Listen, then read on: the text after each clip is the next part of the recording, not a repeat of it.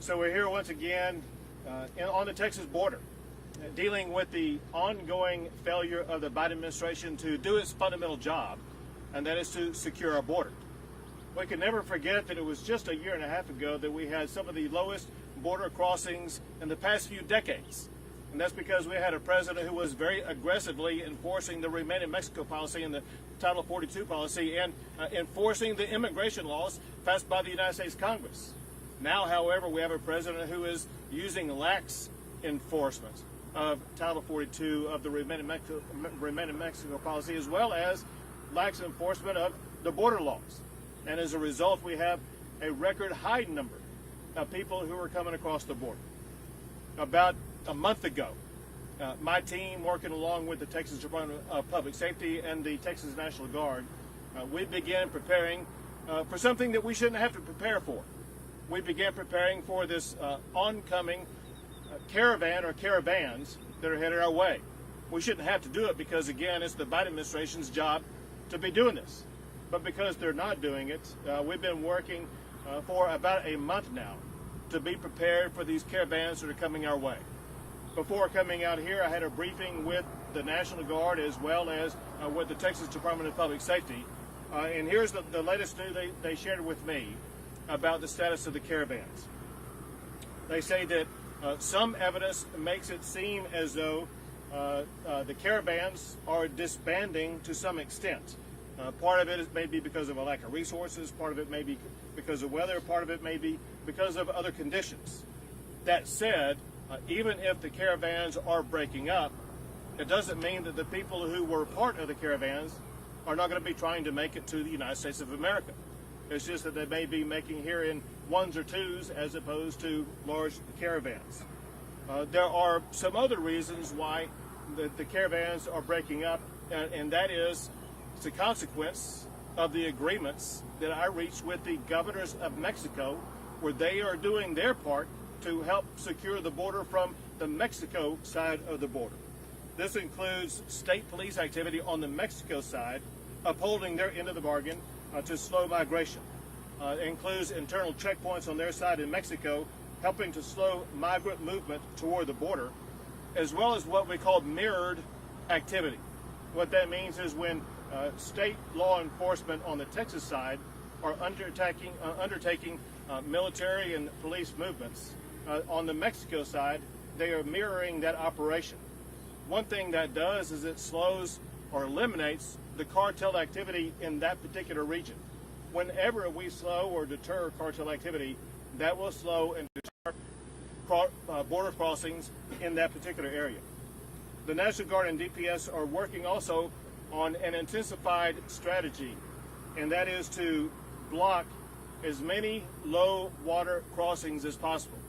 One of the easiest ways for illegal immigrants to cross into the United States is through these low water crossings. And so we're using multiple strategies to try to block those low water crossings.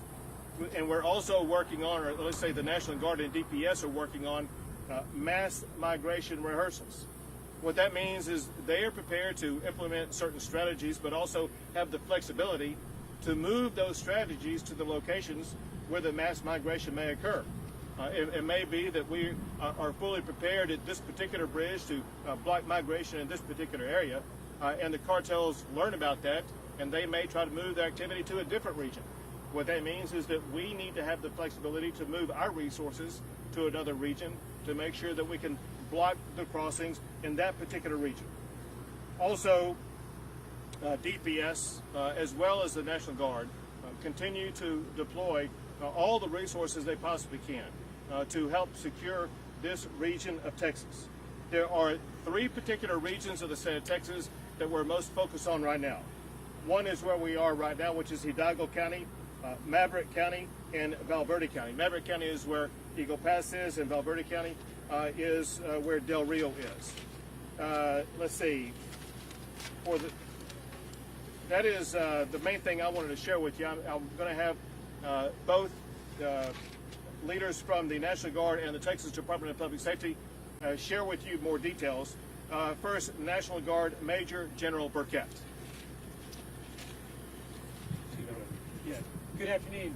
So as the governor alluded, we've got a task force, maneuver task force here in what we call Task Force East. It's one of 5 maneuver task forces that we have from our southern sector all the way up past Del Rio and just further north to Van Horn and beyond. But what we practice on a weekly basis is we rehearse the mass migration response events, and those are a combination of hasty blocking positions where we can move mass amounts of troops and vehicles in conjunction with DPS and law enforcement agents to have a very heavy presence where we think it's needed to deter or to turn back a migration event.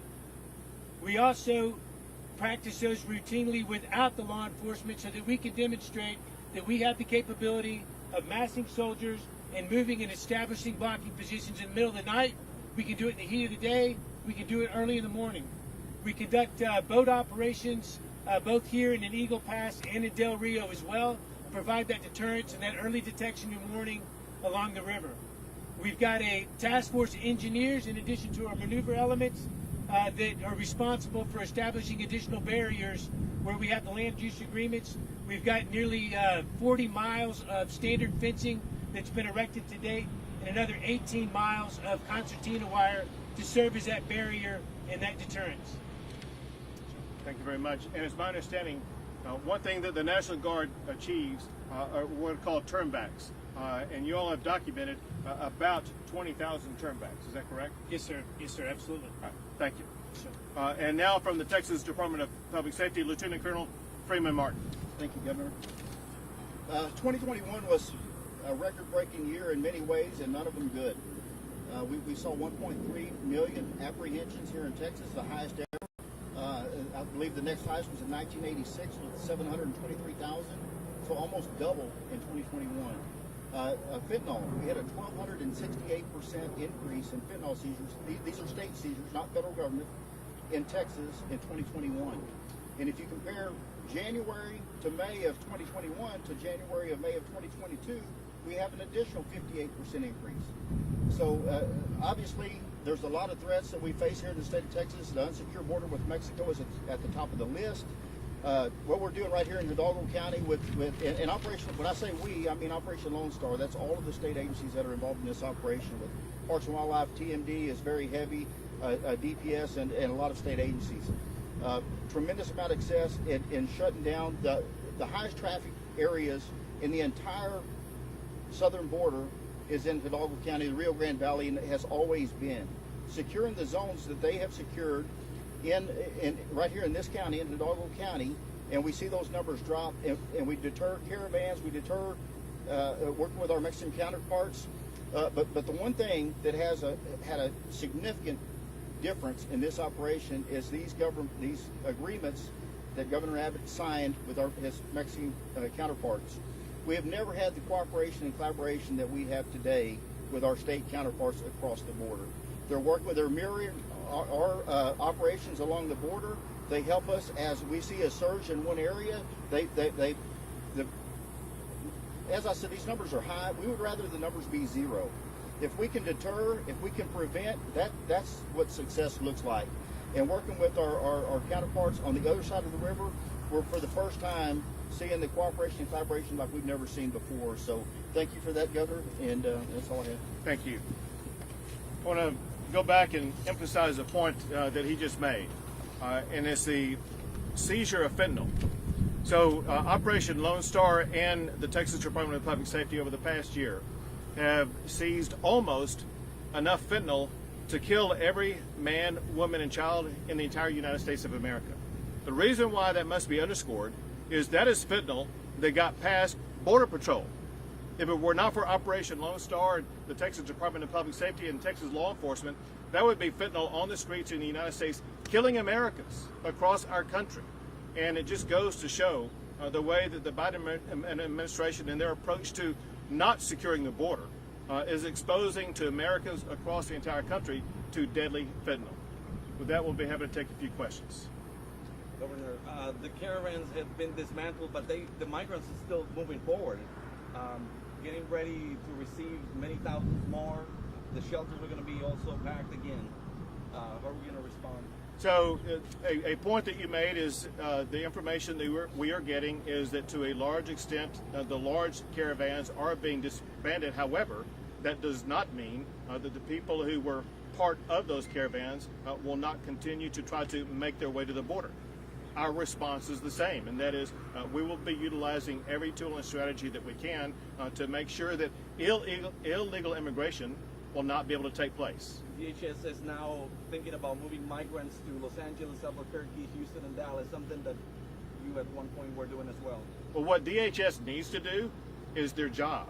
Their job is to enforce the laws passed by the United States Congress. That would mean to stop the illegal immigration from occurring in the first place. It would mean not tying the hands of ICE, not tying the hands of the Border Patrol officers, but rather unleashing them to do their job.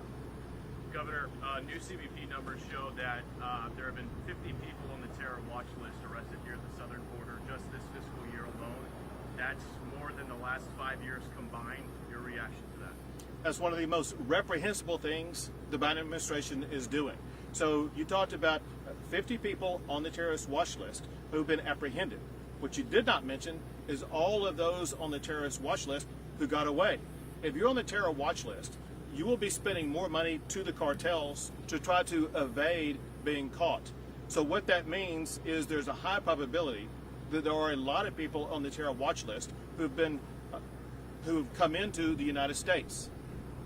This is the president's job, national security. And our national security is at risk because of all these terrorists who are on the watch list who may have come across the border. The president of the United States is failing in his most fundamental duty, and that is to keep our nation safe. Governor, your initiative to send migrants by bus to Washington. We see a new report that shows that over $1.6 million has been spent on this initiative. Where's the money coming from? How much more you're going to spend, and how is that working out? So first, I will tell you this. I wish we weren't sending anybody anywhere. And the only reason why we're having to put people on buses and send them to Washington, D.C. is because the Biden administration is not only not doing their job, but the Biden administration is apprehending people who cross the border illegally and then dumping them in cities that have no capability of handling them whatsoever. And it's those cities and small towns along the Rio Grande and along the border that need our help to move those migrants elsewhere. And so we're doing our part to try to help our local communities. We're hoping that meaningful parts of the funding will continue to come from donations. People can help out by going to an online site, borderbus.texas.gov, to contribute. But the bottom line is this. We will continue to alleviating the costs that local governments would otherwise have to be responsible for had it not been for the Biden administration's open border policies. Still willing to hire some Border Patrol agents like in your... 100%. And listen, again, it's despicable. These Border Patrol agents who were on those horses, who were using the reins to control those horses, have been completely exonerated by all law enforcement agencies. And yet, the Biden administration, it still seems intent on punishing those Border Patrol officers. As governor, I'd be more than happy, I'd be honored to have those Border Patrol officers be a part of the Texas team to secure the border. 2 more questions? President Biden has never been to the border. Would you invite him? We have demanded that Joe Biden come to the border, and not for a candy-coated tour. He needs to see the struggles of what people in Del Rio are dealing with. He needs to see the ranches that have been ripped apart by the illegal immigration that he has allowed. He needs to talk to the people whose lives have been completely disrupted. He needs to talk to angel moms who have lost a child because of an illegal immigrant in the United States of America. He needs to see firsthand the chaos that he has caused. Last question? We have seen, of course, like on the news, videos and everything, what's happening here, not only here in the valley, but all in the border. Do you think he's just not paying attention or just pretending not to see what is actually happening here at the border? Remember that Joe Biden campaigned on the promise of open border policies. The chaos that you are talking about that we're seeing on our border is chaos that Joe Biden promised when he campaigned for president of the United States. And the American people are fed up with it. The people in the Rio Grande Valley, the people who live in border communities, many of whom may have supported Biden as president, now want to reject him as president because they cannot stand what his open border policies are doing to their state and to their country. Great, thank you guys. Thank you all.